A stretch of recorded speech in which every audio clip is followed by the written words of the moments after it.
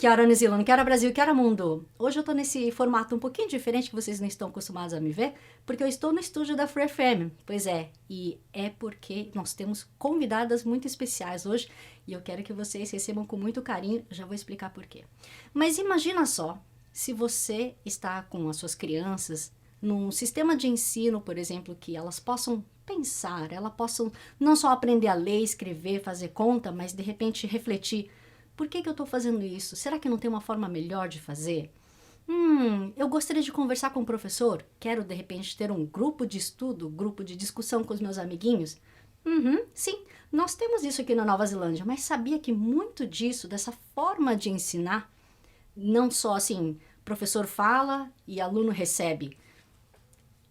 Foi feito por um pernambucano, ou pelo menos, não é que ele foi feito, mas ele foi trazido à tona e é muito debatido por todo mundo. A gente já vai falar sobre isso também, porque eu tenho uma especialista aqui na sala comigo, mas antes que eu me perca, eu quero que vocês então me recebam com muito carinho junto a professora Diana Vidal e a professora Rita Galego. Meninas, muitíssimo obrigada por estar aqui no Que Hora Brasil hoje. Obrigada. Obrigada. Obrigada pelo convite e obrigada pela oportunidade de estar aqui conversando com essa comunidade neozelandesa de brasileiros, né? Também agradeço, uma alegria estarmos aqui nessa tarde, né? Para falar com vocês aqui, comunidade brasileira. Professoras, se vocês estiverem com sono, galera, dá uma colherzinha de chá para elas, por favor, porque elas acabaram de sair do avião, vai? Ainda estão se ambientando, né, meninas? Quase isso. Então, deixa, se elas bocejarem, não é falta de educação, tá? Afinal, quanto esse fuso louco que a gente pula um dia, né, do calendário, a gente tá na organização aqui. Professoras, as duas nascidas em São Paulo? Não, eu sou carioca. Nasci no Rio de Janeiro. Fui para São Paulo com 20 anos. E professora Rita? Eu sou nascida em São Paulo. Aliás, eu estava vendo em postagens, aquela stalkeada básica, né? Que a gente dá nos entrevistados antes. A professora Rita tem uma galera fã, né? Assim, minha professora favorita, etc. Sério? Não sei. Mas, assim como também o professor Magnus, né? Estava me falando ontem aqui da Waikato Uni, que a professora Diana, sendo uma pesquisadora 1A do CNPq, significa top of the top, the creme de la creme. Né? Então, muitíssimo obrigada por doar seu tempo conversando com a gente. Puxa vida. Nossa, é um enorme prazer, né, Rita? Com certeza. Lisonjeadíssima. Vocês duas que vieram do Rio e de São Paulo, atualmente estão trabalhando na USP ou é mais a professora Diana que trabalha e a professora Rita está terminando um pós-doutorado? Como é que está? Não, nós duas trabalhamos na Universidade de São Paulo. Okay. A gente entrou em épocas diferentes, porque a Rita é muito mais nova que eu, né? Mas a gente trabalha na mesma universidade. Sim, a gente tem regimes. A professora Diana já é professora titular, que é o ápice da carreira, e eu ainda estou, né, no primeiro estágio, vamos dizer assim. Caminhei por enquanto, lá da carreira da USP, mas eu sou professora só lá, porque sou concursada, como a professora Diana mencionou. Okay. Em áreas diferentes. A professora Diana foi minha querida professora na graduação e na pós-graduação, então ainda tem essa parte especial aqui que nos une. As duas na faculdade de educação, né? Duas na faculdade de educação.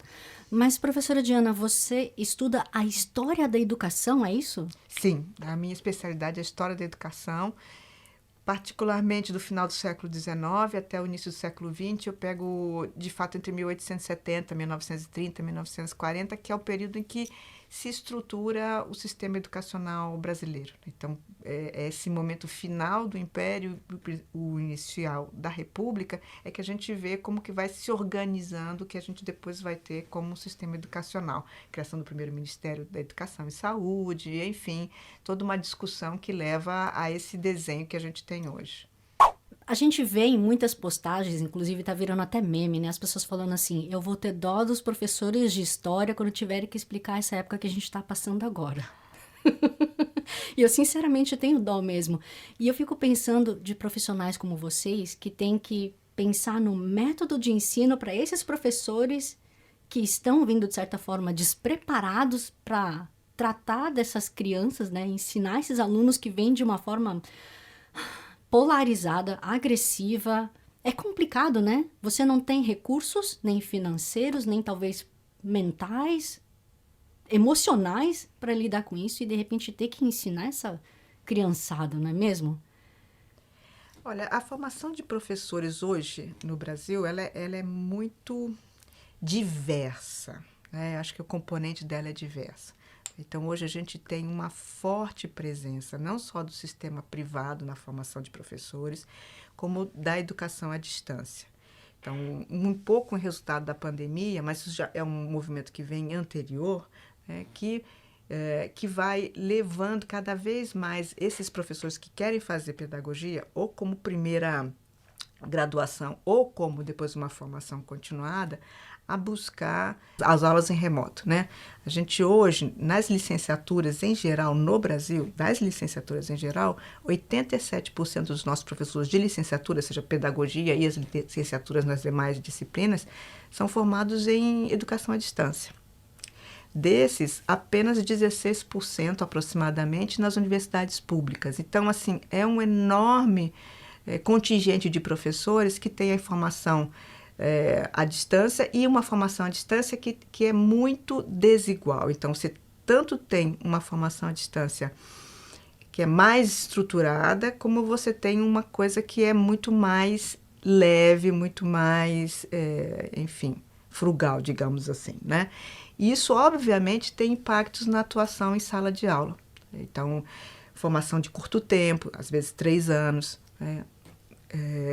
Às vezes só de fim de semana. Então, isso tudo, claro que impacta na atuação do professor e no repertório que ele tem para atuar em sala de aula. Então, acho que um dos desafios que nós temos, que nós sempre tivemos, mas eu acho que hoje está bastante acentuado, é rever as políticas de formação de professores no Brasil, né, pensando num adensamento mesmo dessa formação. Mas isso também não pode vir dissociado de uma valorização do trabalho do professor, que isso tem repercussão em termos salariais, número de horas dedicadas ao trabalho, à convivência, enfim, um apoio maior da família. É todo um conjunto, né, que a gente precisa rever, não só pela pandemia, mas eu acho que foi acentuado pela pandemia. A pandemia trouxe problemas que já estavam lá, postos, mas acho que ela deu a eles maior intensidade, né?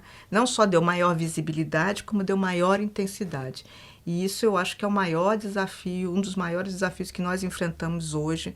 Por exemplo, nós estamos tendo crianças que chegam à 5ª série que não são alfabetizadas, que entram no Fundamental 2 sem saber ler e escrever, né? E isso, obviamente, é um dos impactos dessa enorme transição que nós vivemos nos últimos anos, né? Isso sem contar os analfabetos funcionais, né? Triste. A Diana mencionou 5ª série, mas logo que eu entrei na USP, eu fiz uma pesquisa com alunos que chegaram no 8º, naquele momento ainda não tinha tido a transição para 9 anos, justamente chegando lá no final do fundamental, esses alunos, né, que ficam marginalizados. E aí, assim, o que a gente descobriu nessa pesquisa são coisas assim, enquanto eles ficam ali alijados, eles consideram o melhor momento do seu dia o reforço, né? Porque eles ficam, quer dizer, anos, porque com a progressão continuada mal conduzida, que as pessoas não têm a reprovação, mas também não têm os princípios não são respeitados, que é um trabalho com tempo adicional, contraturno. Então, por isso que quando a Diana fala, este problema não começou com a pandemia e também não está circunscrito a um momento político. A gente tem isso já há um bom tempo na nossa educação, né? Então, eu acho que é uma problemática importante que a gente tem como desafio, e quando a gente traça isso, conforme a Diana indica, com a formação docente, a gente tem uma expansão nos últimos anos da formação docente que, então, não foi no sentido de reconduzir esse tipo de trabalho. Por quê? Porque você não tem um tempo dedicado, né, em termos, como a Diana falou, então você está lá no final de semana, cursos de pedagogia, o que é alfabetizar uma criança? Isso tem que estudar muito, né? Então, a gente vê uma mudança também no público que frequenta os cursos de formação, em termos mesmo de capital cultural, capitais diversos, né, que impactam aí nessa relação com essas problemáticas que você mencionou e com as problemáticas histórias que a gente tem aí no âmbito da história da educação. Uma coisa que a professora Diana mencionou, mas eu queria saber da professora Rita também, eu lembro de ter visto alguma coisa que você estava fazendo um trabalho sobre a educação baseada em livros, né? Uma coisa óbvia. Mas com a inteligência artificial, como que os professores brasileiros, como que o sistema educacional brasileiro está se preparando? Porque, afinal de contas, é nítido, e aqui também tem essa discussão de um aluno agora vai submeter um trabalho e ele vai simplesmente botar no ChatGPT alguma coisa assim, e a pessoa imprime ou manda aquilo lá em PDF pro professor e é isso aí, o trabalho está feito. Né? Você não tem como saber se aquilo é verdadeiro ou não, assim, se foi a pessoa que fez o esforço, né, e a dedicação e pesquisou, ou se foi simplesmente gerado por inteligência artificial. Como é que os professores brasileiros estão se preparando para vir com esse tipo de tecnologia? Olha, você falando isso é algo que eu sempre falo, vou abrir aqui um parênteses para uma nostalgia, né? Quando eu penso nisso e que, de fato, a Diana coloca a questão das pesquisas com as TICs, de novo, passa pela formação docente. Uhum. Então, eu sempre lembro daquelas pesquisas na Barça, lembra, Diana? Aquelas pesquisas que os professores pediam das áreas, faça pesquisa. Então, eu acho que não está concretamente nas TICs ou numa busca num Google e onde que... Mas como que se faz, de fato, uma pesquisa? E isso não era feito lá atrás com a Barça, não era feito lá com aquela Conhecer, tinha várias enciclopédias. Eu lembro que uma professora de história, e aí era isso, era copiar. E o que eu ficava lá? Gente, eu tenho até um calo que eu devo a quanto que eu copiei daquilo e nenhuma vez... E aí era lá, né? Nota 8, 9, dependendo do tamanho do seu texto. Fôlego da cópia. E não, eu lembro assim, até hoje, eu tava acho que na 6ª série, qual que era o comentário da professora? Nossa, se tivesse uma conclusão, era 10. Uhum. Mas se ela me perguntasse o que eu tinha copiado, porque era uma... E assim, em algum momento ela parou para fazer uma correção, explicar. Então, eu penso que é um processo de formação, eu acho que do Fundamental 2 para frente... a falta de valorização dos saberes pedagógicos, isso é histórico. Eu acho que agora eu vejo na licenciatura, pelo menos onde eu atuo, né, que tem, assim, muito preconceito ainda, mas a gente percebe que tem, né, alguns professores de história, de todas as áreas, matemática, que tem valorizado. Eu não vejo como não enfrentar isso, né, o trabalho com as TICs e trabalho com... Porque é isso, é como que eu faço pesquisa, isso não é inato. Né? Então, isso é preciso fazer junto, é preciso fazer um trabalho pedagógico, que a gente fala lá daqueles conhecimentos que não são lá, né? Não são os fatos, não é saber o fato, não é saber a informação, mas tá num outro nível, que são os procedimentais, né? Que é isso, é pesquisar, é analisar, é você compreender o texto, e que não tá lá, né? De saber que ano foi tal coisa, né? Ou ficar repetindo, o capitalismo é uma discussão que é enfrentada, inclusive, com os instrumentos de avaliação.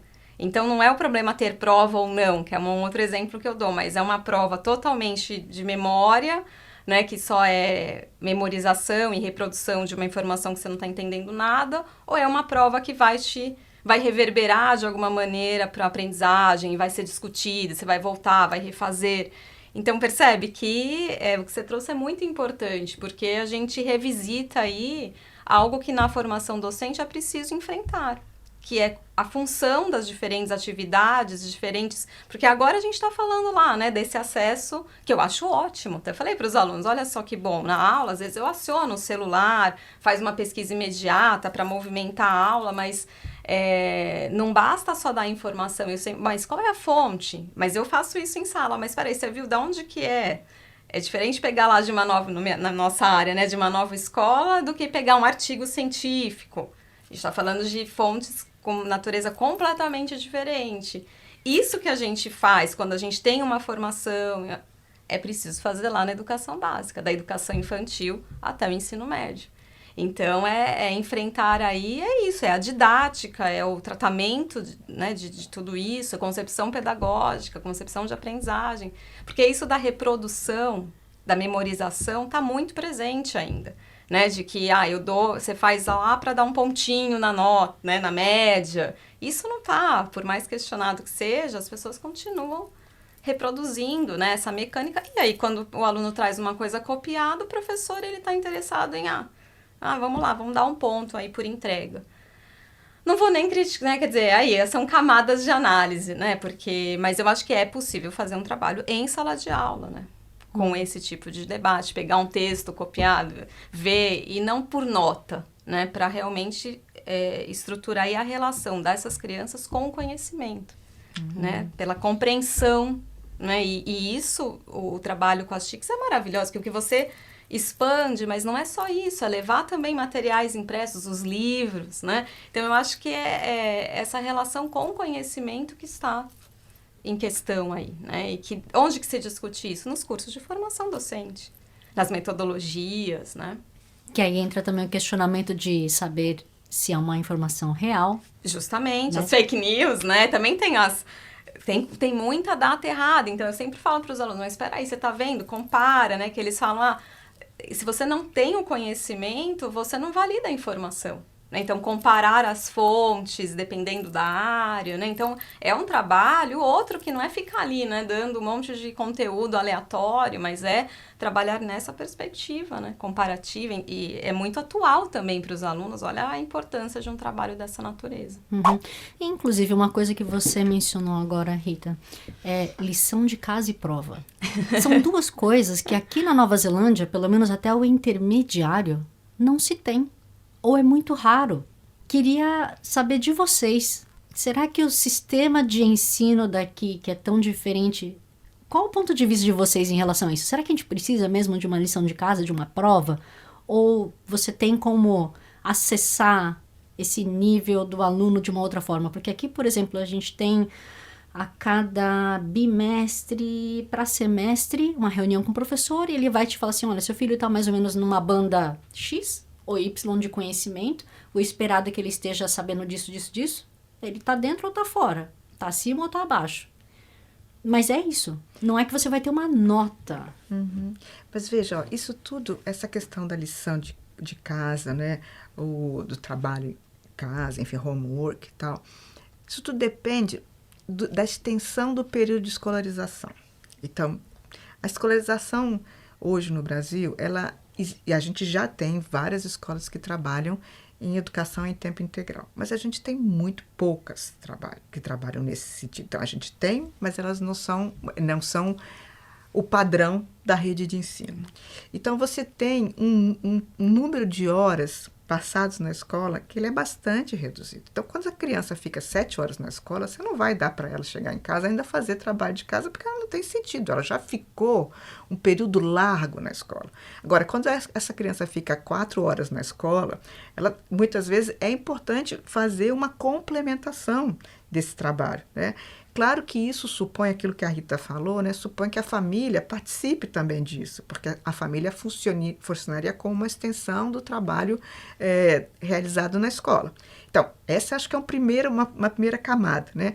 A segunda camada disso é você pensar na questão das metodologias ativas, que a Rita estava comentando agora, né? Então, se você tem essas metodologias ativas, quando você usa isso supõe também uma relação mais próxima entre professor e aluno, professora e aluno, né? Se você tem uma turma de 45 alunos, você não tem como ter uma relação muito próxima com os seus alunos em 4 horas. Se você tem uma turma de 20 alunos e você fica com eles 7 horas, a sua relação com os alunos é completamente diferente.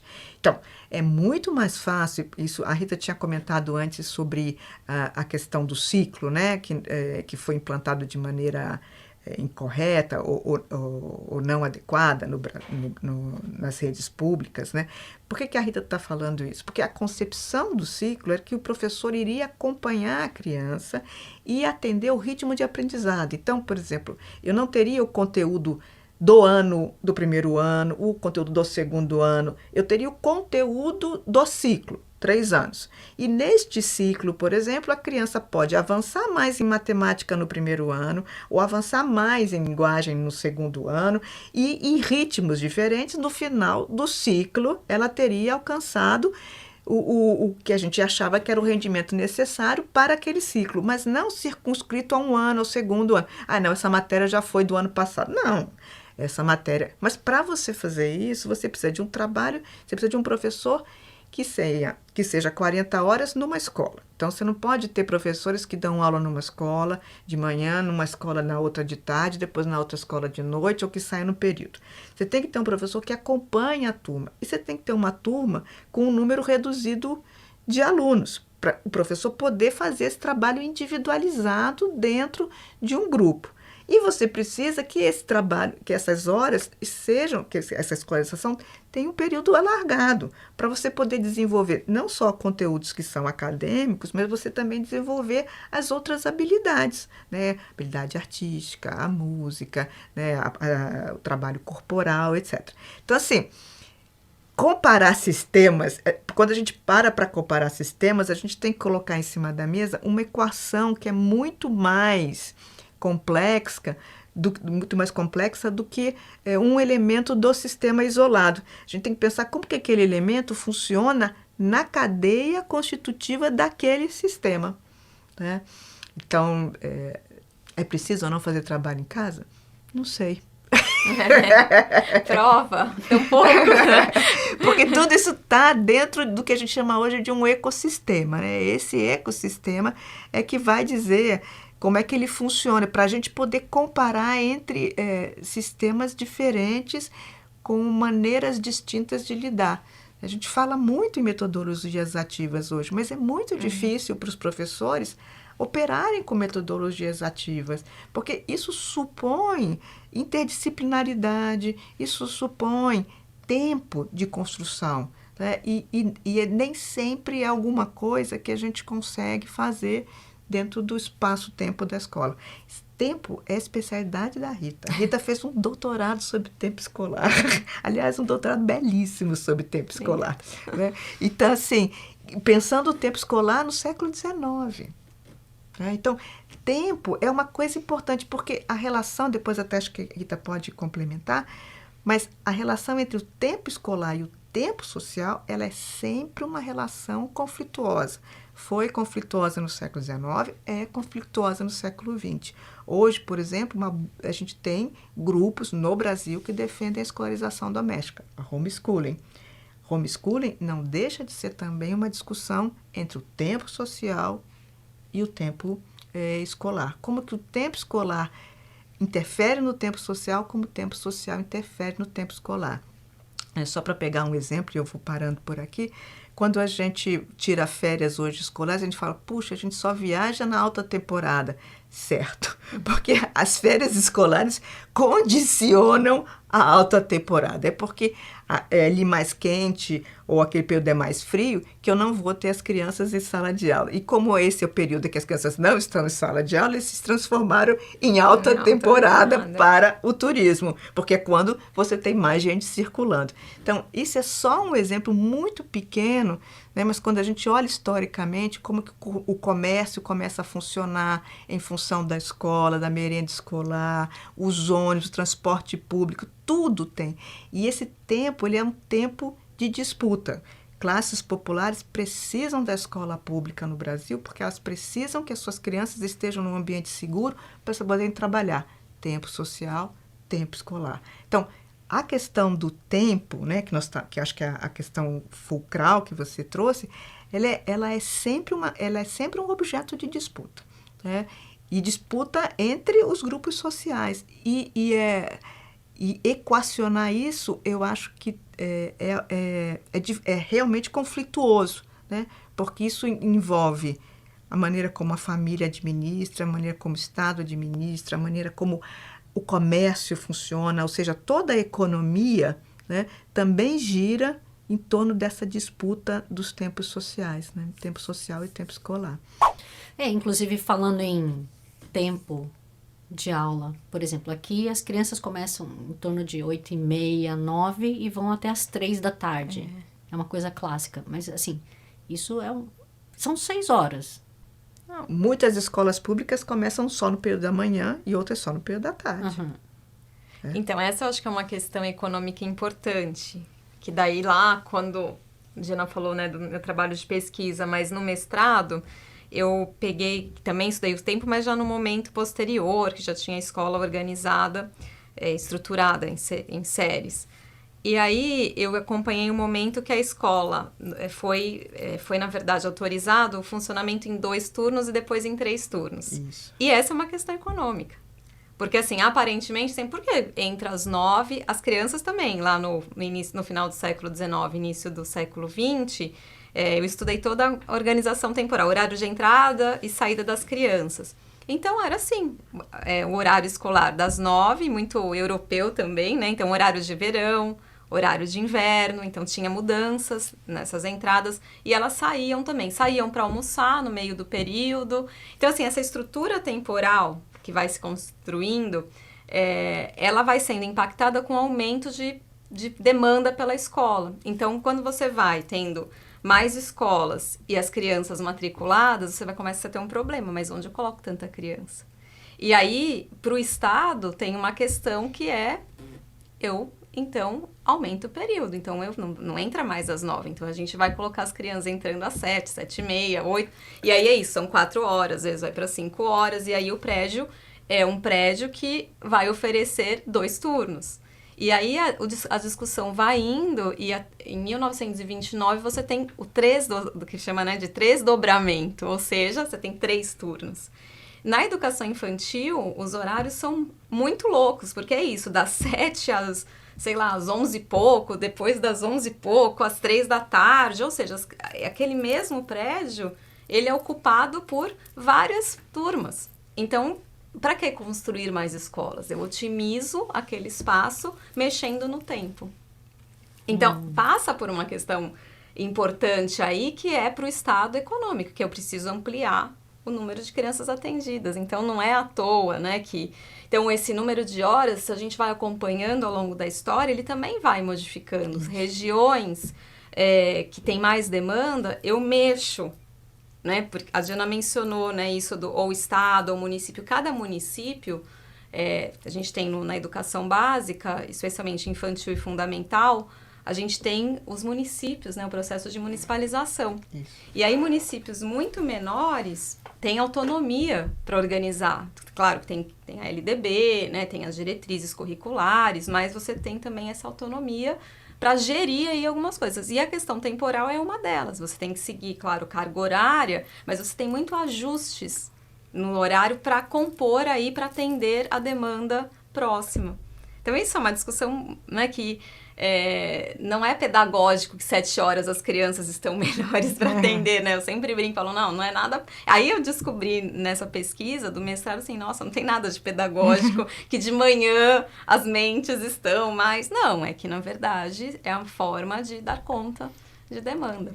E quando você amplia o uso da escola, não só quando você amplia o uso do equipamento escolar, aumenta o tempo da permanência, você aumenta também, você varia mais os conteúdos. Então, por exemplo, experiências de escola de tempo integral no Brasil, a gente tem, a gente tem os CIEPs no Rio de Janeiro, na época do Darcy Ribeiro, a gente tem os CELs, que foram construídos pela Marta Suplicy, né, e tal, que significam o quê? Significam a oportunidade de uma parcela da sociedade que não tem acesso à maior parte dos equipamentos públicos, ter acesso a equipamentos públicos de qualidade, culturais, né? Então, você tem aulas acadêmicas, de conteúdo acadêmico, e você associa isso a outras coisas, que são as mais diversas, possibilidade de participação de teatro, fazer trabalhos manuais, enfim, esportes e etc. Mas, para você fazer isso, a escola não pode ter configuração espacial, arquitetônica, de uma escola voltada apenas para conteúdos acadêmicos. Ela vai ter que ter um ginásio, ela vai ter que ter uma sala, um teatro, ela vai ter que ter, algumas tinham até piscina, né? Tem piscina e tal, não sei o quê. Então, isso muda a própria maneira de você perceber os não só o espaço, mas o que é estar na escola, né? Construir. Então, quando a gente fala isso, assim, é importante pensar mais tempo na escola? Eu acho que é, porque isso é uma questão de equidade novamente, né? Porque classes mais abastadas, classes sociais mais abastadas, elas conseguem complementar isso. Ai, puxa vida, eu tenho que levar meu filho para aula de piano, para aula de inglês, para aula de não sei o quê, para aula de sei o que lá, né? E aí tem a tal da mãe motorista, né? Que leva para cá, liga pro pai, o pai sai correndo também, não, isso não dá para pegar, tal, não sei o quê. Faz uma loucura. Mas você tem uma estrutura de aprendizado múltipla levada por essa família. As classes populares não têm essa estrutura de aprendizado múltipla. Então, a escola pode e deve oferecer isso, né? Porque e aí que você vê o que é essa construção de uma escola de qualidade. Uma escola que permite o desenvolvimento cognitivo, mas também o desenvolvimento físico, o desenvolvimento afetivo, né? Ou seja, prepara para as artes, prepara para uma vida mais plena, né? Aliás, falando em ir para a escola, tem outro extremo que vocês mencionaram do homeschooling. Aqui é uma coisa que acontece muito frequente. Eu conheço pelo menos um punhado de pessoas que os filhos são homeschooled. No Brasil ainda não é regulamentado, né? Não, mas há uma grande pressão de uma parcela da sociedade pela regulamentação do homeschooling. Uma boa parte está ligada ao setor das igrejas evangélicas, né? Uma boa parte. Em função mesmo do tipo de recusa de determinados conteúdos. Então, vamos voltar para a discussão de gênero, que é uma discussão que ficou muito complicada durante o último governo, o governo Bolsonaro. Foi muito difícil essa discussão. Agora a gente espera recuperar, né? Então, tem a ver com os conteúdos. E acho que tem algumas coisas que são importantes da gente pensar nessa questão da homeschooling. Nos países em que a alfabetização, que a escolarização ela é plena, né, e que todas as gerações foram escolarizadas, né, que você não então que você tem uma escolarização você tem uma longa escolarização das gerações, né, a defesa do homeschooling, ela se dá com a família podendo participar do movimento de construção de conhecimento daquela criança, né?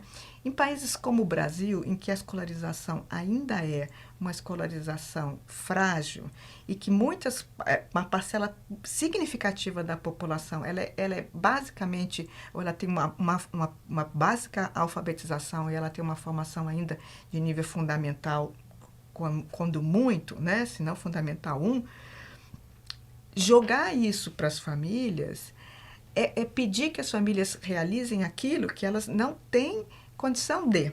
A pandemia deixou muito isso evidente. As famílias diziam, eu preciso que as crianças voltem para a escola. A gente não tem condição de acompanhar esses conteúdos, a gente não tem formação para esses conteúdos, né?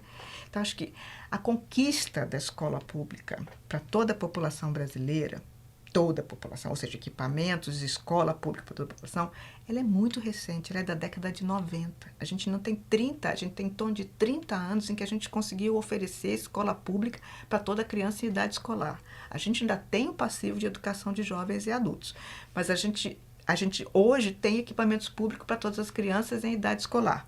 Tá certo? Então, assim, isso é uma conquista muito recente. Falar em homeschooling no Brasil é perder a possibilidade de uma educação comum. E isso não é pouca coisa. Uma educação comum coloca em pé de igualdade sujeitos com origens, com backgrounds diferentes, né? Que eles podem acessar empregos, né? Ou seja, eles podem fazer trajetórias profissionais similares.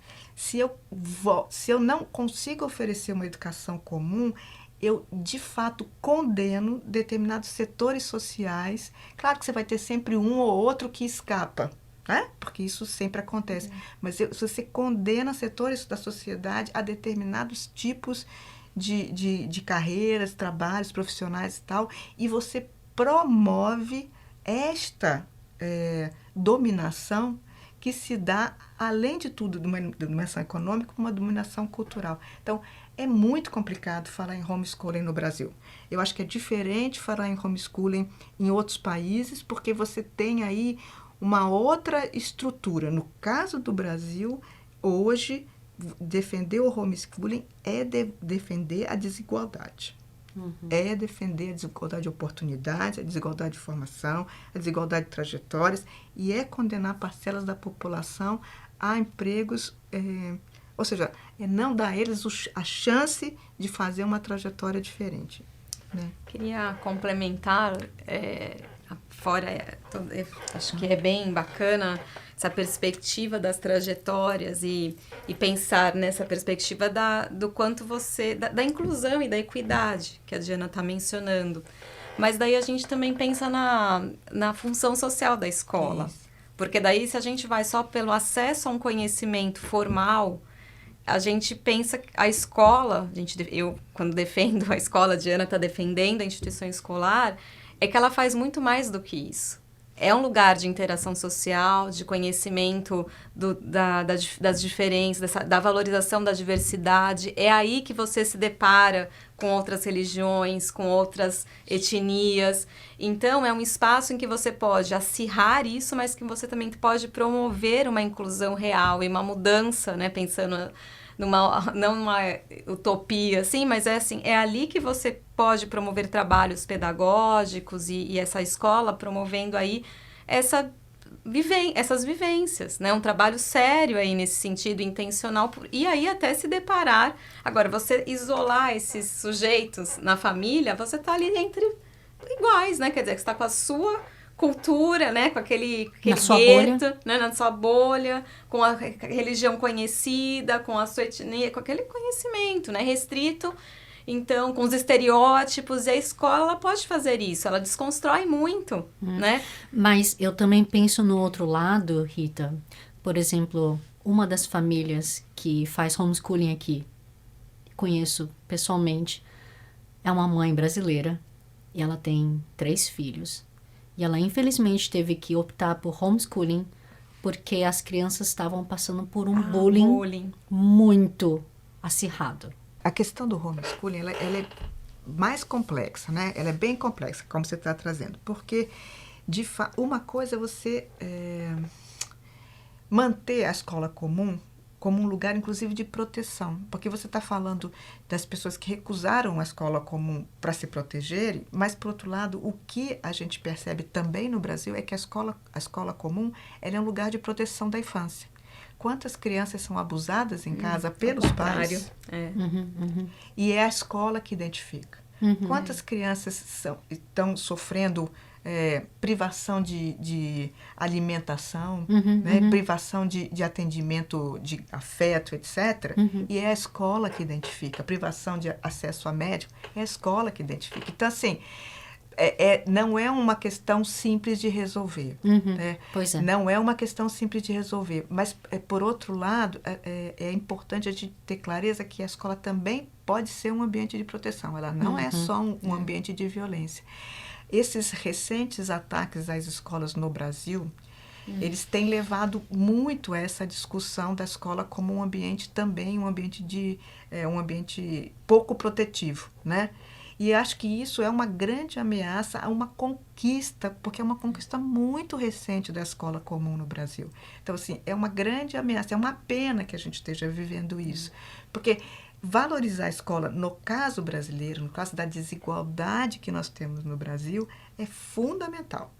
Né? É fundamental para isso que a Rita falou, né? Para evitar que a gente, para uma sociedade menos desigual, no sentido, inclusive, de fazer conviver a diferença, né? De conviver com diferença.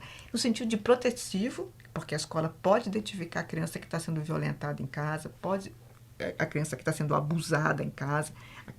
Isso a escola identifica, ela pode identificar e ela pode ajudar, né?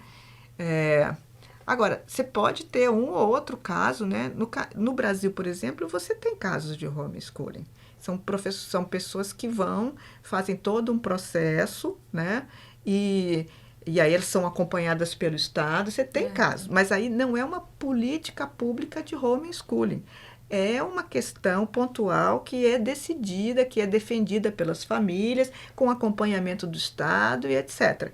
É diferente. Outra coisa é você passar a ter uma política pública de homeschooling, que no caso brasileiro ela pode ser muito deletéria. Ou seja, não é uma conquista assegurada ainda a escola pública comum. Né?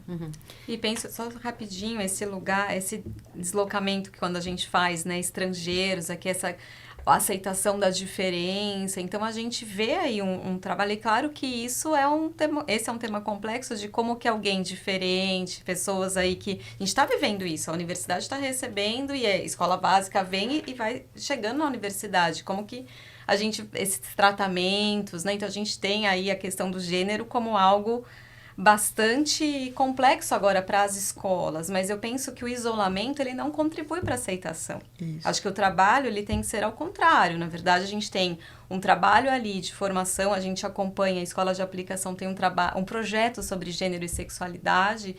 E que, assim, claro que isso tem muitos pais que são contrários, e aí é o banheiro, se coloca com uso, a gente estava até discutindo se a gente põe, né, é o banheiro para todo mundo. E claro que a repercussão, porque o estranhamento, ele é o primeiro passo para a mudança. Você não enfrenta uma mudança cultural sem estranhamento, porque como assim? Né? É o diferente. Então, assim, tudo isso ele vai impactar. Agora, se você está tendo um caso de violência, e claro que isso também acontece muito, em que medida o acompanhamento tem que ser outro, até de uma mudança de instituição, percebe? Claro que eu não conheço aqui a Nova Zelândia para falar, bom, o que poderia ser possível, mas no caso, em São Paulo, que eu conheço mais, a gente tem como acionar uma diretoria de ensino, pedir mudança, abrir aí um protocolo administrativo e aí... Ou fazer um né, projeto da própria escola, né? Não, mas no caso, assim, dessa criança que sai porque ali está insustentável, em que medida você aciona, né, a diretoria de ensino e fala assim, olha, eu quero que meu filho estude, mas eu preciso de uma escola que acolha esse tipo de diferença. E tem, né? É fácil? Não é, porque qualquer pessoa diferente, ela vai ser...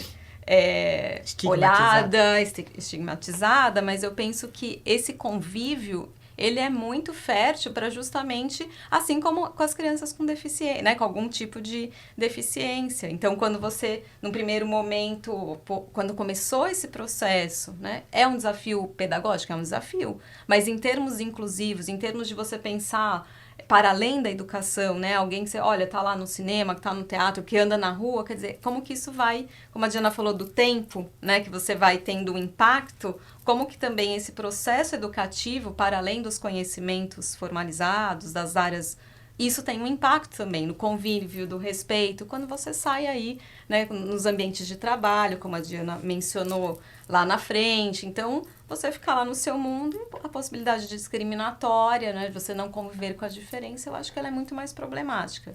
É a minha perspectiva, né, assim, a forma que eu vejo e valorizo no ambiente escolar. Claro que com toda a complexidade que essa defesa exige, né? Exato. Ter a clareza, como você mencionou nesses casos, e a gente também tem casos conhecidos por lá. E desse caso da brasileira que tem os 3 filhos, inclusive... Quando ela tomou essa decisão de fazer homeschooling, é porque ela pediu ajuda na escola e a escola falou, não temos nada a ver com isso, isso é o que a sua filha está passando de cyberbullying fora da escola. E ela sabia quem era, levou com nome e sobrenome e não adiantou. Então, isso é muito triste de ver, né? Mas aí também a falha de uma instituição de cima do ensino não é a falha... do sistema, né? De tudo, exato. Então, também não dá para generalizar, né? Sim. Professora Diana, uma coisa que eu vejo também aqui que é diferente, a gente tem o ensino específico de quem é Maori. Nós temos escolas Maoris, nós temos, inclusive, o Maori ensinado nas escolas normais. Então, a Nova Zelândia é um país oficialmente trilingue, né? Porque nós temos o inglês, o Maori e o Sign Language. É bonito de ver, né? Isso é respeitado em todos os momentos. E as escolas ensinam, né? Então, o meu filho, quando ele começou a frequentar, um deles, eu cheguei depois de mais ou menos um mês, eu perguntei, né? E aí, tá tudo bem? Tá tranquilo? Você tá entendendo, né? Porque ele não chegou com inglês fluente. E ele falou assim, mamãe, você não me ensinou inglês direito. Eu falei assim, não, pera, então vamos lá, eu vou no assembly com você, deixa eu ver qual é o vocabulário que as professoras, etc., que vocês estão conversando, para eu poder reforçar em casa. Aí chegando lá, a diretora começa, né, que hora tenakoto katoa? Eu assim, oi? Desculpa, o que você tá falando? Mas, ou seja, eles usam muito o Maori o tempo todo, né? Seja para cantar, seja para contar, seja para contar histórias. E eu vejo também, por outro lado, que no Brasil, por exemplo, historicamente, acho que a gente não tem nenhuma oportunidade para os nossos indígenas poderem ter esse ensinamento deles, a cultura deles passado, não é mesmo? Não. Zero valorização. Não. Desde de 2003, se não estou enganada, 2003, né, você tem o reconhecimento da cultura dos povos indígenas, né, depois da Constituição Democrática, você tem o reconhecimento da cultura dos povos indígenas, e hoje você tem uma legislação no Brasil, primeiro as escolas, o bilinguismo é aceito no Brasil, né, então falar o idioma indígena, que a diferença da Nova Zelândia, você tem o Maori, né? Você tem um idioma. No caso do Brasil, você não tem um idioma indígena, você tem vários idiomas indígenas. Então, as escolas indígenas, elas são bilíngues, né? Elas atuam dos índios que não são isolados, obviamente, porque os isolados a gente não chegou lá. Né? Então, mas, ainda bem. Então, e que é uma outra coisa importante. A gente tem no Brasil, se estima em torno de 100 comunidades indígenas isoladas, que é uma coisa que vocês não têm aqui. Né? E fora isso, as escolas, os grupos, né, indígenas que tem escolas, essas escolas são escolas indígenas. Hoje a gente já tem vários professores indígenas formados para poder atuar. Você tem material didático voltado para essas comunidades indígenas, produzido e voltado para essa comunidade indígena. Então, assim, você tem o bilinguismo, e a cultura indígena é valorizada nessas escolas, né? Fundamentalmente. E você tem também uma legislação, que é também do século XXI, né, e que hoje é obrigatório, e aí em todas as escolas no Brasil, a cultura indígena e a cultura afro-brasileira. Então, conteúdos da cultura afro-brasileira, né, e conteúdos da cultura indígena devem ser ensinados em todas as escolas do Brasil, escolas públicas brasileiras. Isso é lei. O quanto isto é cumprido é outra questão. Mas eu acho que aqui também é a mesma coisa. Talvez nem todas as escolas falem Maori, ou nem todas as escolas falem Maori o tempo todo, e nem todas as escolas se aprendam Maori, né? Eu não sei como é que é aqui. Eu sei que no caso do Brasil, você tem uma legislação que ampara todas essas questões, tanto a cultura afro-brasileira quanto as culturas indígenas, né? Então, ou seja, hoje não é mais aquela coisa que a gente só fala índio no dia do índio, né? Falar, hoje é dia do índio. Então vamos botar uma peninha na cabeça e falar. Hoje a proposta não é essa. A proposta é discutir cultura indígena e cultura afro-brasileira a partir também como conteúdo nas escolas públicas. Poxa, não sabia. Gostaria que isso fosse, inclusive, mais realmente aplicado, né? Gostaria que, de repente, quando eu estava na escola, eu tivesse aprendido um tupi, um guarani. Não, você não vai aprender a falar esses idiomas. Eu acho que aí já é outra história, mas que você vai tomar contato com essas culturas, sim. Inclusive, a gente tem uma professora que foi professora da USP, depois ela foi professora da PUC, né? Está aposentada hoje, a professora Cici Bittencourt, que ela trabalha diretamente com esses índios, né? Com várias comunidades indígenas, produzindo material para a comunidade indígena. Na Faculdade de Educação, a gente tem um professor, o Eligane, que trabalha diretamente com a comunidade indígena de Parelheiros, né? A gente tinha na faculdade, ela faleceu, mas a gente tem, por exemplo, na Unicamp, um setor importantíssimo de etnomatemática. Toda a discussão da matemática associada a conteúdos étnicos, né? Então, pensando a matemática a partir das comunidades indígenas. Então, você tem pesquisa e produção de conhecimento no Brasil, sim. E você tem retorno, não é só pesquisa e conhecimento que fica na universidade, é relação universidade, escola pública. Que bonito isso. E tem as escolas, eu tenho alguns alunos, a gente está comentando dessa situação, os alunos que vão para as escolas, eu tenho agora esse semestre, que estão fazendo numa escola indígena. Estágio. Estão fazendo estágio, pensei a palavra e não falei. Estão fazendo estágio, eu sou professora na disciplina de didática, licenciatura, eu tenho estágio, né? E aí eles já me apresentaram a proposta, eles mostraram, já deram uma prévia, assim, do que eles estão pensando, e aí é isso, o tempo da natureza junto com a questão do tempo. Então, assim, todas essas questões mais específicas daquela tribo são valorizadas e são incorporadas. Claro que tem aí a relação com as diretrizes que são nacionais, né, municipais, estaduais, dependendo de onde a tribo está, mas ali eles ficaram encantados, inclusive até a escola mais circular, dependendo do momento da educação básica, e os conteúdos, eles falaram. Então, assim, parte do conteúdo, né, tem os professores que são indígenas, que têm formação, porque isso já está, como a Diana mencionou, em 2003 a gente tem um ponto, um marco importante aí, né, inclusive essa valorização da formação docente, os materiais produzidos, e aí isso já tem reverberado aí numa outra dinâmica, em outro aporte aí para a atuação deles. Sim. Então, eles têm essa valorização, então isso é bem bacana de acompanhar. Já tenho alguns anos que eu já tenho alunos que vão para essa tribo e a essa escola específica e que contam. Então, tem né, as rezas, então tem todos os rituais ali valorizados, a cultura indígena ali no currículo, os símbolos todos, né, deles específicos, né, toda a simbologia representativa ali da identidade estão presentes, então daquele grupo. E uma outra coisa que eu acho que é importante acrescentar, não só esses grupos étnicos são valorizados, então, do ponto de vista dos indígenas e dessa cultura afro-brasileira nas escolas comuns, né? Mas hoje, no Brasil, a gente tem as escolas quilombolas, que são escolas públicas inseridas em regiões de quilombo, né? Remanescentes de quilombos, então, que também vão trabalhar com a identidade, com a cultura daquele quilombo, valorizando, então, as práticas culturais, os rituais, as músicas daquele quilombo. Porque também a mesma coisa como acontece com os povos indígenas, que a gente não pode falar o índio ou o indígena, porque são vários povos indígenas que nós temos no Brasil, também a gente não tem um afro-brasileiro no Brasil, a gente tem vários povos indígenas, povos africanos de várias regiões que vieram para o Brasil. Então, os quilombos também, eles representam essa aderência a identidades, origens diferentes dentro do próprio território brasileiro com relação a esses sujeitos, né, que foram exilados do seu continente de origem. Então tem tudo isso. É que às vezes a gente não acompanha, né? Não, com certeza. São coisas que não se fala, né, que a gente não vê na grande mídia, pelo menos. Muito obrigada por trazerem. E, professoras, por que vocês estão na Nova Zelândia? Que mal lhes pergunte.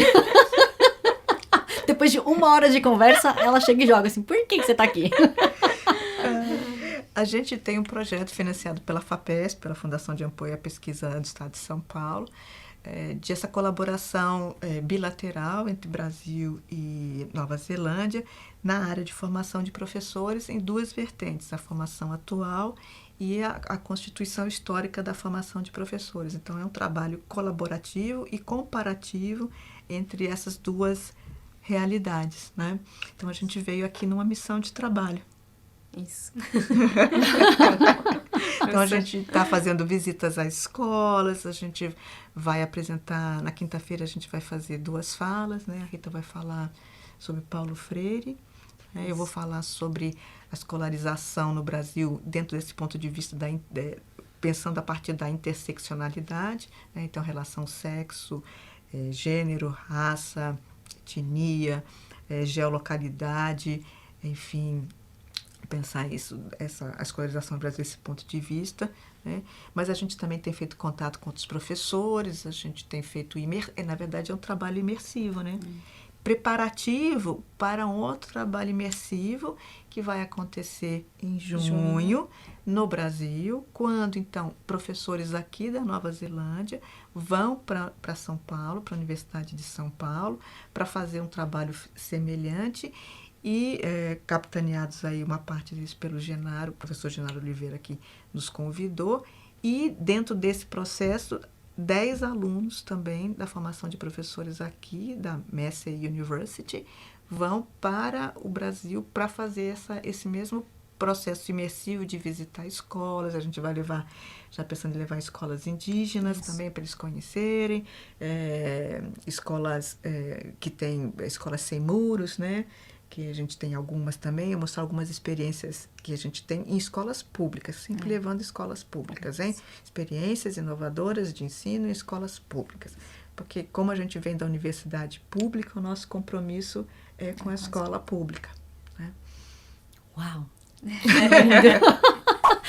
E Rita, uma coisa que, assim, me deixa espantada de ver, né? O fato de que, por exemplo, o professor Paulo Freire, que é tão renomado no mundo inteiro, tão admirado, no Brasil a gente chega um momento que ele é odiado por uma parcela da população. Isso me deixa muito triste, né? Por que será que aconteceu essa troca, essa transformação da imagem do professor que, poxa vida, na verdade, queira ou não queira, é para você empoderar o aluno, certo? É para o aluno pensar um pouco fora da caixinha, não ficar só sendo preparado para ser o peãozinho, certo?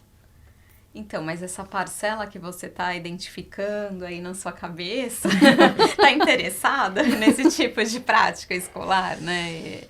Eu acho que aí também tem várias questões, né? O Paulo Freire, a gente tem conversado bastante sobre Paulo Freire esses últimos dias, a partir da demanda que foi do professor Genaro para a gente falar.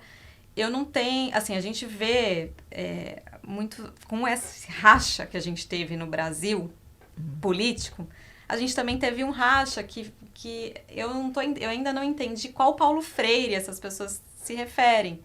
Porque grande parte das pessoas que falam do Paulo Freire, a minha hipótese é que não leram. E também não o situam historicamente. Então, eu penso que tem muito um estereótipo, muito uma representação de como se ele fosse, assim, um salvador e muito uma repetição de frases soltas. Tiradas de contexto? Tiradas de contexto e que daí defende uma educação. Então, assim, uma frase muito comum que a gente ouvia aí nos últimos anos, essas escolas têm muito Paulo Freire, por isso que as crianças não aprendem. Oi? Então, assim, as pessoas que falavam isso e ainda falam, eu penso assim, eu acho que na própria educação, eu tenho uma crítica que a gente vê projetos políticos pedagógicos de escolas com trechos, né, aquelas frases, né, de efeito, mas a educação, a mudança, esse trabalho com o estudante não é feito por frases bonitas, é feita por um trabalho ali de muito estudo e que não é só ficar repetindo, né, que o aluno é sujeito, é o educando, educador, se você se vê nessa posição, que a educação transforma, mas e aí a partir daí eu faço o quê? Né? Então, Paulo Freire, eu penso que ele é um homem do seu tempo, eu acho que ele tem contribuições, se a gente pensar especialmente no momento que ele estava inserido historicamente, ele estava ali no meio da ditadura, ele resolve, né, pensar aí aquele sujeito, as pessoas às vezes nem conhecem a experiência que foi fundadora disso, que ele nem tinha escrito nada, que foi em Angicos, lá, né, na década de 60, né, que ele é chamado. Então, assim, ele tem todo um papel político, né, e que daí isso vai reverberando e vai meio que se descolando da história pessoal. E aí, parece que vai, assim, de repente você tem um Paulo Freire, uma obra, uma experiência que as pessoas criam uma outra expectativa e uma outra coisa para ele, né. Eu acho que ele é um homem, ele tem aí sim uma contribuição, educação, né, a pedagogia do oprimido. Quando você discute isso hoje, depois de uma série de outras referências, meio que é óbvio, ainda que não seja feito em muitas escolas, mas ok, né? Então, do respeito, dessa relação mais horizontal com o aluno, né? Mas tem muita coisa aí que tem assim, qual que é a base teórica dele, né? Tem aí a questão do marxismo, e aí, quer dizer, tudo que ele foi chamado lá atrás, né, ele era perigoso, né, imagina, ele era subversivo, porque ele queria... Exilado. E aí ele sofre o exílio, porque afinal, né, ele tinha que sair do circuito, que imagina, alfabetizar 300 trabalhores, aí eles foram votar, né? Isso foi absurdo. Mas tem umas tensões que a gente também pode pôr, né, quer dizer, você em 40 horas, né, você pensar o que é alfabetização, né, então acho que a gente pode, eu acho que a teoria, as pessoas elas têm contribuições, mas sempre para ser discutido, né, então eu não vejo nem algo assim, vamos jogar, né? Aquela coisa, né? Você joga o bebê, né? Com a água, você joga tudo fora, ele não serviu para... Não. Mas também essa idolatria, que é essa polarização. Eu nego, inclusive, não leiam, né? Que, na verdade, ele foi proibido de muitas... leitura proibida, né? Vamos retomar aí, né? Tudo que a gente viveu de censura. Então, a gente teve uma perseguição aí meio esquisita, esquisita não, que a gente estava num governo, né? Que eu acredito que a gente tem tudo isso muito bem justificado. Mas eu também não compactuo com uma visão idolatrada, né? Que eu vejo que às vezes também não colabora para discutir aí algo que né, é muito além dessa discussão, né, de uma reprodução de fórmulas, porque ele não tem uma fórmula, né? Se a gente tem muitos elementos hoje para questionar até os processos de alfabetização que ele propôs ali, né? Eu acho que ele foi muito criticado por coisas que até ele se justifica, né? Depois ele fala, né? Falam, ele tem um método, ele, não tive método, mas ele tem lá, né? Uma carta. Então, sabe, é isso que é o bacana da nossa profissão, né? É pegar esses autores, né? E vem a gente, vamos discutir, não ficar, né? Numa idolatria ou não, a gente não lê, a gente não discute. Porque, assim, eu discuto Paulo Freire numa disciplina que eu trabalho, mas não como... né, porque às vezes as pessoas pegam assim como Bíblia, né, parece que você tá pegando, né? Olha, né, o meu livro, e aí fica com aquela, né, parece que você tem que, né, tá assim, aí eu sou Paulo Freire, então eu acho isso muito complicado para qualquer autor, né, então essas pessoas que meio que se colam numa imagem aí, especialmente dele, né, então é isso, ele foi lido, eu acho que isso é bacana, a gente pensar num autor brasileiro, mas vamos conhecer e vamos discutir, né? Não vamos idolatrar ou vamos negá-lo, né? Eu acho que isso... E queremos um sistema educacional em que as pessoas consigam refletir o que é bom e o que não é talvez tão aplicável, né? É isso que a gente quer. E não uma pessoa que fique bitolada pensando que ou é preto ou é branco. Não, tem cinza. Sim, É que eu acho que a gente viveu no Brasil um processo muito forte de polarização política, né?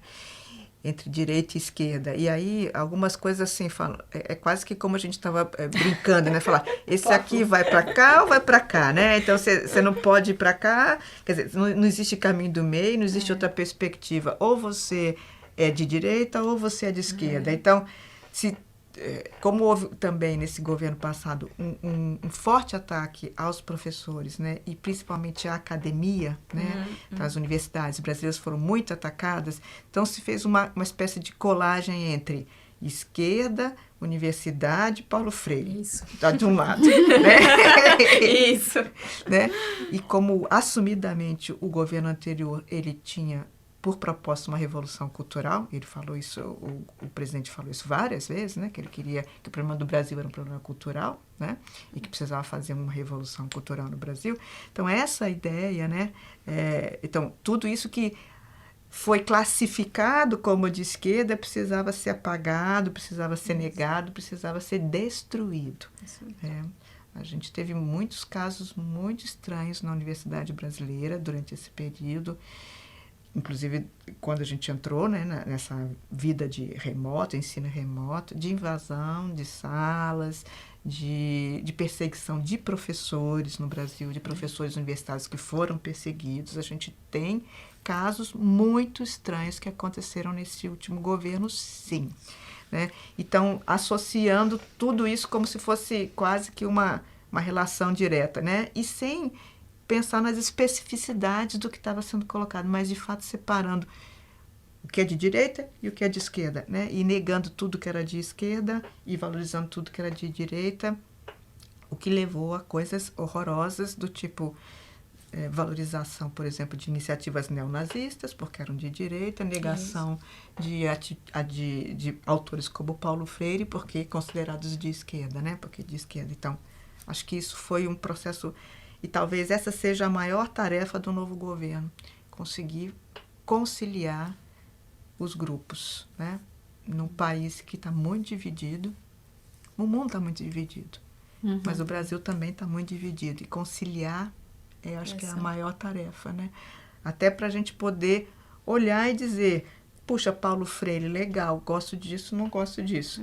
Mas não para dizer, não gosto de Paulo Freire porque, afinal de contas, ele é de esquerda. Bom, daí... Sim. Né? Exato.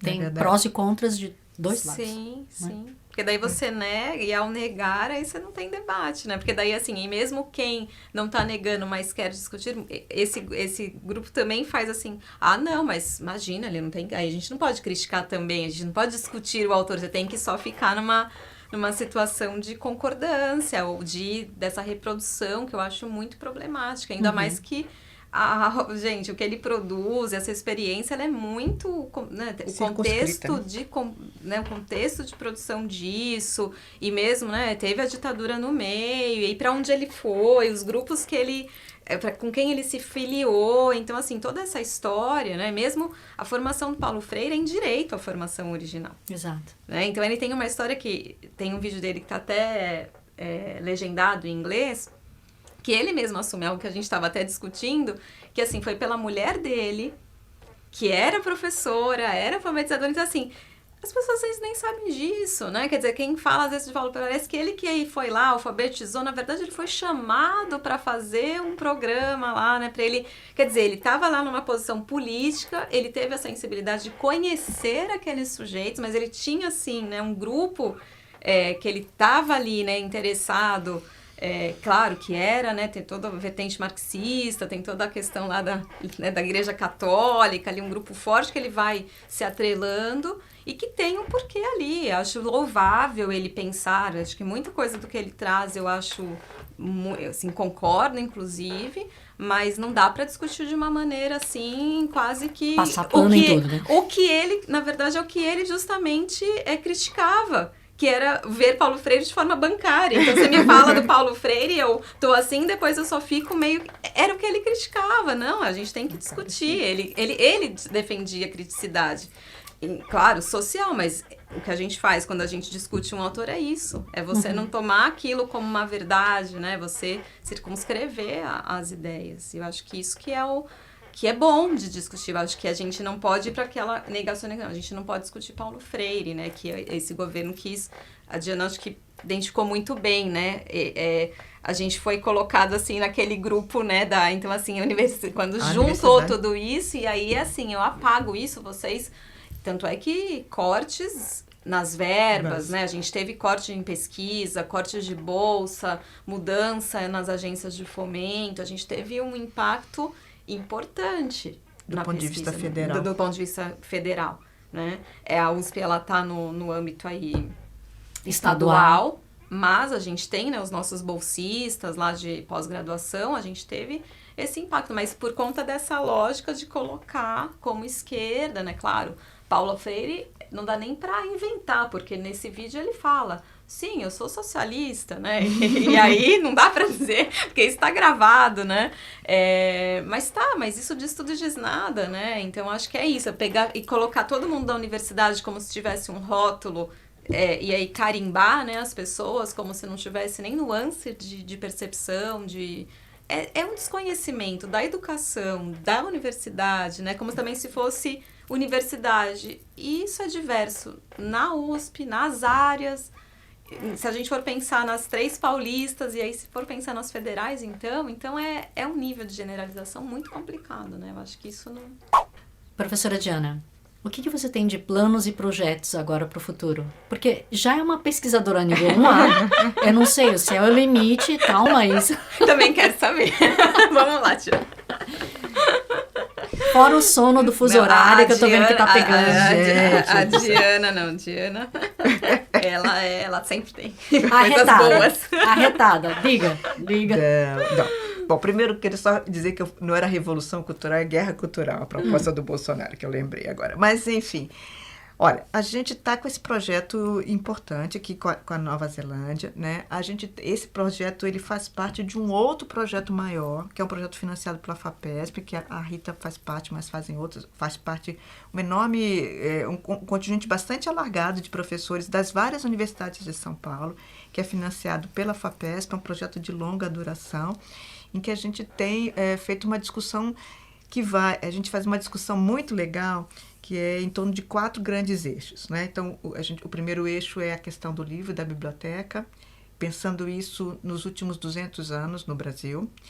O segundo eixo é a questão dos sujeitos e as suas viagens, estão pensando a relação transnacional do Brasil com os demais países do mundo na construção do sistema educacional, isso também nos últimos 200 anos, e isso é muito importante porque a partir do século XIX, de fato, há uma internacionalização dos modelos de escola. Se a gente hoje pode falar em escola e a representação de escola que a gente tem na Nova Zelândia é mais ou menos igual à representação de escola que a gente tem no Brasil, mais ou menos porque tem várias nuances, é porque no século XIX houve um processo de internacionalização de um modelo de escola, que é a escola graduada, sequencial, a escola com mobiliário escolar, enfim, com determinado tempo, incidido no centro social e sucessivamente. Então, a gente faz essa discussão sobre como que os sujeitos e as ideias viajam. Tem o terceiro eixo, que é sobre tradição e inovação, em que a gente discute como que a tradição e inovação são elementos constitutivos do discurso pedagógico. Então, o que aparece como inovação, depois vai aparecer como tradição, e o que aparece como tradição vai aparecer como inovação, e como que isso vai se alternando no discurso e na prática pedagógica, né? Então, colocando, inclusive, sob suspeito o que é inovação e o que é tradição nesse discurso, né? E o último, que eu acho que é sempre a cerejinha do bolo, né? Que a Rita é uma das coordenadoras do eixo, que é justamente como a gente transforma tudo isso em material escolar disponível para a escola pública, né? Então, a gente tem feito um esforço de traduzir essas pesquisas acadêmicas, né, em ações ligadas diretamente à educação básica, em escolas de São Paulo, porque é um projeto de São Paulo, né? Então, escola de aplicação, como a Rita mencionou, é uma, mas a gente tem escolas em Guarulhos, a gente tem escolas em Assis, né? E a gente está produzindo agora vídeos, né? Estamos começando a fazer vídeos, estamos com uma proposta de fazer podcasts, né? Então, este ano a gente vai invadir as mídias sociais, né? Instagram, podcast, Twitter, tudo para a gente poder transformar esse acúmulo que nós fizemos de pesquisa nos últimos 3 anos e meio em material disponível para ter impacto na ponta, na escola. E isso partindo de discussões com professores de escolas. Então, não é só produzir alguma coisa, né? Fazer um produto que sai da universidade do top para o bottom, né? Não essa ideia de top-bottom policy. É ao contrário, é pensar esses produtos a partir do diálogo entre a universidade e a escola básica, né? Então, isso a gente tem feito com algum cuidado, né, Rita? Sim. Para poder trazer um produto que responda aos anseios da escola básica e que não seja resultado dos anseios de pesquisa da universidade. Então, é essa discussão que eu acho que é importante. A gente tem caminhado nessa direção, né? Com a participação dos docentes. Então, os primeiros vídeos que a gente já gravou, então a gente tem os professores das escolas, no caso a gente fez com a escola de aplicação, que é o nosso primeiro momento. Então, isso que a gente acha que traz aí uma outra perspectiva, porque tem a fala dos pesquisadores, de especialistas da área, mas a gente tem a voz da escola.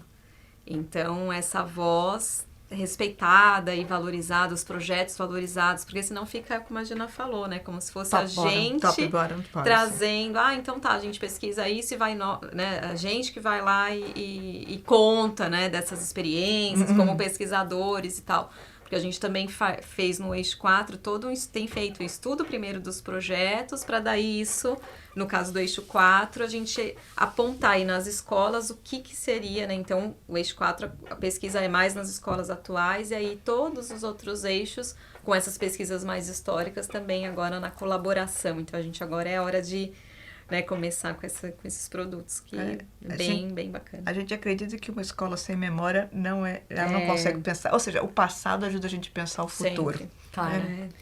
E Rita, seus projetos? Bom, imediato, a gente tem bastante projetos de materialização desses. Bom, tem muitas coisas, né, pra fazer aí. Eu não tô... A Diana tá... Então, você imagina quantas coisas eu tenho aí ainda pra para realizar. Não tenho... Tem as questões mais acadêmicas. A gente estava falando, né, de pós-doc, o quanto a vinda na Nova Zelândia abre perspectivas, porque a gente não tem mesmo, é um espaço quase inexplorado, a gente não lê quase, né, nas nossas produções, esses intercâmbios, eles não são tão fortes entre a gente, então eu acho que abre aí. Então, assim, agora, vindo para cá, essas experiências são ricas para a gente abrir novas possibilidades, novos projetos, né? Então, a gente tô nessa perspectiva aí. Esse projeto que a gente está com a Diana, ele trouxe muitas possibilidades aí, né? Então, eu acho que a gente está no momento agora, eu e a coordenadora, que é a professora Paula, que coordena comigo o Eixo 4, o nosso, assim, projeto imediato, né? As nossas ações imediatas são nesse sentido, né? De fazer o que a gente precisa fazer aí, que é e isso dá trabalho, né? Bastante trabalho. Então, é assim, é um dia de cada vez, sabe? Então, agora... São 2 anos ainda, né, do projeto. Então, a gente tem bastante coisa aí para fazer. E que reverbera para eventos, para escritas, né? Então, é um projeto muito rico nesse sentido e que, para mim, neste momento, é o que é a minha ênfase nesses anos, né? Porque daí saem muitas outras coisas, né? Para a carreira, assim, para essas instâncias que a gente tem verticais na carreira, né? E aí chegou aquela hora. Eu avisei pra vocês. Pra escolher a música brasileira e dedicar pra alguém. Eu ouvi dizer que elas vão cantar, gente. De novo? Ai, meu Deus. É pra cantar mesmo? Não, tô brincando. Vocês que sabem, mas assim, se quiser brincar de qual é a música também, fala assim, cantar um trechinho, pode ser. Pode. Mas se quiser só falar o nome da música e dedicar, pode ser também. Então, vamos lá. A gente quando veio instada para cá, né, o professor Genaro Oliveira falou pra gente que ia ter essa cerimônia de recepção, né, na Massey University. Então, nós preparamos uma música que nós cantamos lá. E pensando que nós estamos vindo de São Paulo, né, apesar de eu ser carioca e Rita ser paulista, mas a gente está vindo da Universidade de São Paulo, nós pensamos num compositor paulista que é muito conhecido e acho que está na memória afetiva de todo paulista, que é a Dona Irã Barbosa. E dessa ideia da Dona Irã Barbosa, nós pensamos na música... Tiro ao Álvaro. Na música Tiro ao Álvaro. Né? Enfim, e nós dedicamos essa música a... Nossa querida... 1, 2, 3... Dália!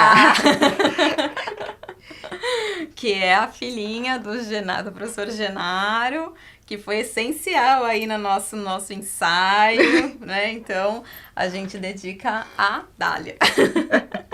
Muito bem. Dáliazinha. Acho que eu não a conheci ainda. Vai conhecer, ela é sensacional. Só vi por foto. Aliás, a gente mencionou bastante o professor Genaro. Quem quiser, eu vou deixar depois aqui no card, na descrição, a entrevista dele também, né? Que é valorizíssima, muito importante. A gente até fez um corte ele explicando um pouquinho do Tratado de Waitangi. Mas, enfim, professoras, muitíssimo obrigada por terem compartilhado tanto conhecimento com a gente hoje. E realmente espero que a estada de vocês seja tranquila, que vocês consigam se adaptar um pouquinho melhor com o horário. Quando a gente se adaptar, é hora de ir embora. É verdade. É bem isso mesmo. Mas que esse conhecimento que vocês agregam aqui, realmente, eu tenho certeza absoluta que vai fazer muita diferença lá no Brasil. Então, muito obrigada por cuidarem tão bem do nosso país. Obrigada a você por convidar, né? Sim. E por dar essa oportunidade. A gente está conversando com essa comunidade brasileira aqui na Nova Zelândia, né? Sim, também agradeço. A gente fica muito contente mesmo de... Olha que especial aqui, eu nunca pensei minha primeira experiência numa entrevista como essa em rádio, olha só, comunitária com os nossos brasileiros aqui. Então, também boa sorte para vocês que estão aqui, né? Muito obrigada.